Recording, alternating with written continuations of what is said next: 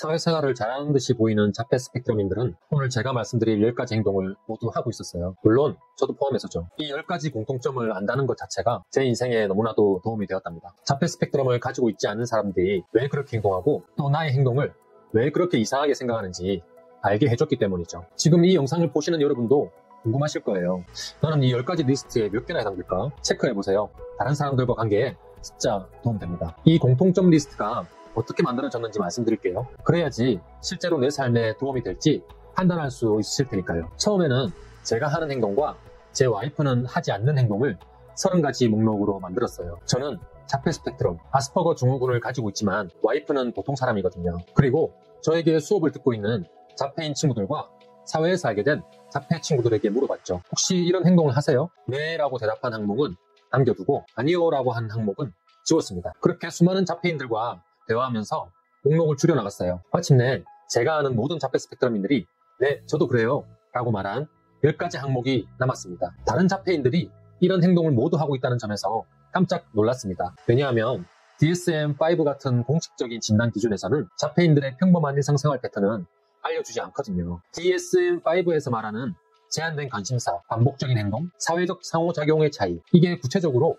어떤 내용인지 아는 사람은 많지 않습니다. 예를 들어 반복적인 행동은 정확하게 어떤 것을 말할까요? 누구나 반복적인 행동을 하거든요. 흔히들 루틴이라고도 말하죠. 아침에 눈을 뜨고 침대에서 일어나서 씻고 옷을 입죠. 매일 이런 루틴으로 생활한다고 자폐 성향일까요? 당연히 아닙니다. 따라서 일반인과 다른 30개의 행동 패턴을 파악하고 그중 모든 자폐 스펙트럼인들이 하고 있는 10가지를 다시 추려내는 과정은 우리 스스로를 알아가는데 큰 도움이 된다는 것을 알아냈습니다. 3개월 동안 친구들에게 물어보고 교차 검증에서 알아낸 사회생활 잘하는 자폐인의 10가지 신호에 대해서 자세히 말씀드리겠습니다. 여러분은 몇 개나 해당되는지 한번 체크해 보시죠.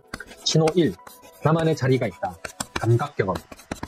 첫 번째로 우리는 사물이 주는 느낌을 민감하게 받아들입니다. 무슨 말이냐면 예를 들어 소파에 앉을 때 특정 편한 자리가 있지 않으신가요? 그냥 아무데나 앉을 수가 없죠. 소파의 질감, 촉감, 온도를 피부로 다 느끼고 있습니다. 거실에 많은 앉을 곳들 중에서 유독 나에게 딱 맞는 자리가 있을 겁니다. 그리고 가족들은 모두 그곳이 당신 자리라는 것을 알고 있죠. 가족이 아닌 손님이라면 모를 수도 있지만요. 다른 사람들에게는 소파나 의자의 특정 자리에 앉고 싶어하는 것이 유별나 보일 수 있죠. 하지만 이런 성향은 우리의 뇌가 정해진 대로 행동하는 것을 좋아하고 이를 통해 안정감을 느끼기 때문입니다. 지난 몇 년간 완벽하게 세팅해놓은 그 자리에 앉으면 다른 곳에 앉을 때 오는 예측 불가능한 상황에서 자유로울 수 있으니까요. 신호 2. 작은 소음도 크게 들린다. 두 번째, 우리에게 작은 소음은 그냥 넘길 수 있는 것이 아닙니다. 내가 있는 장소에 미세한 소리와 속삭임까지도 들을 수 있고 그걸 무시하는 게 너무 힘들죠. 에어컨 돌아가는 소리, 볼펜 누르는 소리, 심지어 옆집에서 들리는 미세한 소리까지 모든 소리가 머릿속에서 비슷한 볼륨으로 들리는 듯하죠. 우리는 작은 소음이라도 마치 나에 대한 공격처럼 느껴져서 스트레스를 받을 때가 있죠. 보통 사람들은 이런 행동을 알게 되면 대부분 왜 이리 유별나? 하는 반응을 보이기 때문에 우리는 아무렇지 않은 척하죠. 하지만 이건 우리에게 소음이 얼마나 크게 들리는지 알지 못하기 때문이에요. 신호 3. 이상하고 쓸데없는 디테일을 기억한다. 세 번째, 우리는 남들은 알아차리지 못하는 작은 디테일도 모두 기억하죠. 우리 뇌는 디테일을 그냥 알아차리는 수준이 아니라 완전 몰입해서 때로는 전체 그림이 보이지 않을 때도 있죠. 많은 자폐인들의 뇌는 작은 디테일로 시작해서 전체 그림을 보는 상향식 시선을 가지고 있다고 해요. 저는 최근까지도 보통 사람들이 반대로 세상을 본다는 것을 알지 못했어요. 즉, 전체 그림을 보고 난 후 디테일을 챙기는 하향식으로 생각하는 것을요. 일반인들은 큰 그림을 보고 난 후 작은 디테일은 필요하면 챙기고 의미 없으면 그냥 넘어간다고 해요. 우리에게는 없는 자동 필터가 두뇌에 있어서 필요 없는 것은 걸러내는 거죠. 모든 사물을 디테일부터 보는 상향식 시선은 다른 사람들이 놓치는 부분을 알아내서 당신을 천재로 만들어줄 수도 있어요. 스티브 잡스나 일론 머스크도 장점으로 승화한 케이스죠. 하지만 수많은 디테일을 모두 챙기다 보면 너무 많은 정보에 압도당할 수 있어요. 그러니 때로는 눈에 보여서 거슬리지만 참고 넘어가야 할 때가 있는 것을 꼭 아셔야 합니다. 신호 4. 아무도 신경 쓰지 않는 일에도 나만의 규칙이 있다. 네 번째, 우리는 다른 사람들은 전혀 신경 쓰지 않는 일에도 확고한 규칙을 가지고 있습니다. 이런 경험 있으신가요? 익숙한 장소를 갈 때 나만의 정해진 순서에 따라 걸어가지 않으면 마음이 불안해지죠. 저는 솔직히 제가 매일 밟고 가는 선을 지나쳐서 다시 돌아가서 밟고 간 적도 있습니다. 그냥 가면 무슨 일이 생길 듯 찜찜해서 넘어갈 수가 없더라고요. 이런 경우도 흔해요. 마트에서 장본 물건을 담을 때 우리만의 순서가 정해져 있거나 재활용 분리수거를 할 때 병, 플라스틱, 캔, 종이 이런 순서가 딱 정해져 있죠. 이런 규칙들은 단순한 선호가 아니라 우리에게는 마치 법으로 정해진 것처럼 느껴질 때가 있지 않으신가요? 이렇게 규칙을 정확히 지키려는 성향은 우리 자폐인에게 공통적으로 나타나는 신호라고 해요. 신호 5. 대화 중에 멍 때리고 몇 주 뒤에 이해한다. 5번째. 우리는 대화 중에 멍해졌다가 몇 주 뒤에 그 말이 생각날 때가 있습니다. 대화를 나눌 땐 무슨 말 하는지 제대로 이해 못하고 넘어갔어요. 그런데 갑자기 몇 시간, 며칠, 어떨 때는 몇 주가 지난 후에야 우리 뇌는 그게 그 뜻이었구나 하고 알아차립니다. 이렇게 지연된 정보 처리는 자폐 스펙트럼인에게 흔하다고 해요. 거기에 복잡한 감정, 미묘한 비언어적 신호, 혹은 친절함으로 위장한 비꼬는 말이 섞여 있으면 특히 더 그래요. 갑자기 새벽 3시에 깨서 생각날 때도 있죠. 3주 전에 친구가 했던 말이 사실은 나를 비꼬고 있다는 걸 갑자기 생각나서 잠을 잘 수가 없기 때문이에요. 신호 6. 사소한 행동을 과하게 생각한다. 6번째. 우리는 사소한 행동을 과하게 해석할 때가 많아요. 전화통화 마지막에 무슨 말로 마무리를 해야 좋을지 고민하거나 이메일에 느낌표를 몇 개 찍어야 어색하지 않으면서도 내 마음을 전할 수 있을지, 카톡에서 어떤 이모티콘으로 끝내야 상대방이 오해하지 않을지 끊임없이 고민하죠. 이렇게 과도한 생각은 대부분 마스킹, 즉 자폐 성향을 들키지 않기 위함이며 아주 흔한 행동이라고 합니다. 신호 7.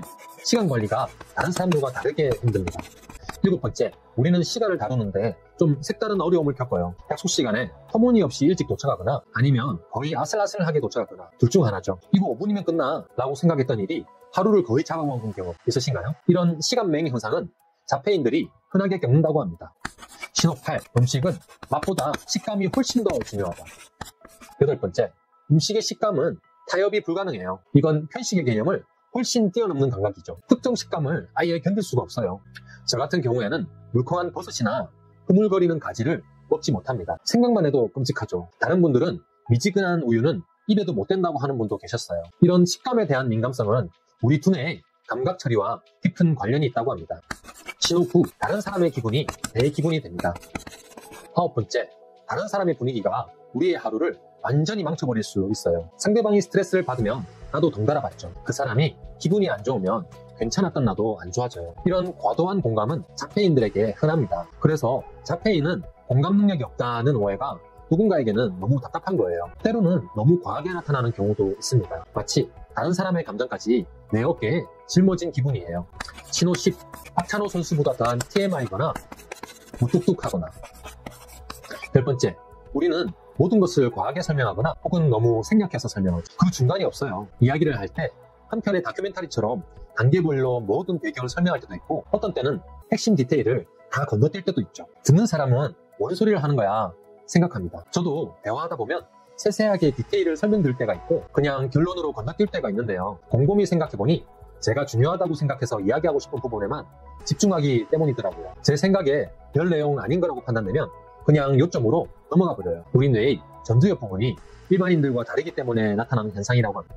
오늘 말씀드린 10가지 신호 중에 맞아 나도 그래 생각된 부분이 있으셨나요? 댓글로 우리 함께 이야기를 나눠봐요. 미국 예일대 신경클리닉 토마스 브라운 교수님은 자폐인이 다른 사람과 함께 의견을 나누면 스트레스가 50%까지 줄어든다고 말씀하셨습니다. 저는 남겨주신 댓글을 모두 정독하고 답글을 남겨드리거든요. 우리 함께 대화하면서 즐거운 하루를 만들어봐요. 이 10가지 신호는 단순한 특징이 아니라고 해요. 토마스 브라운 교수님은 세상 사람들이 만들어 놓은 시선에 나를 억지로 구겨 넣으면서 생기는 부작용 때문에 나타난다고 말씀하시는데요. 때로는 가면을 쓰는데 모든 에너지를 소진하지 마시고 조금 이상하게 보이더라도 우리의 진짜 모습으로 하루를 편하게 보낼 때가 필요합니다. 세상이 우리를 이해하지 못해도 괜찮은 시간과 장소를 만드는 거죠. 우리가 스스로 특성을 인정하고 남에게 피해를 주지 않는 한도 내에서 즐기는 것, 그것이 큰 도움이 된다고 말씀해 주셨어요. 오늘 말씀드린 리스트가 여러분 혹은 사랑하는 사람을 더 깊이 이해하는 작은 계기가 되었으면 좋겠습니다. 참 여러분, 자폐 스펙트럼을 가진 사람들의 70% 이상이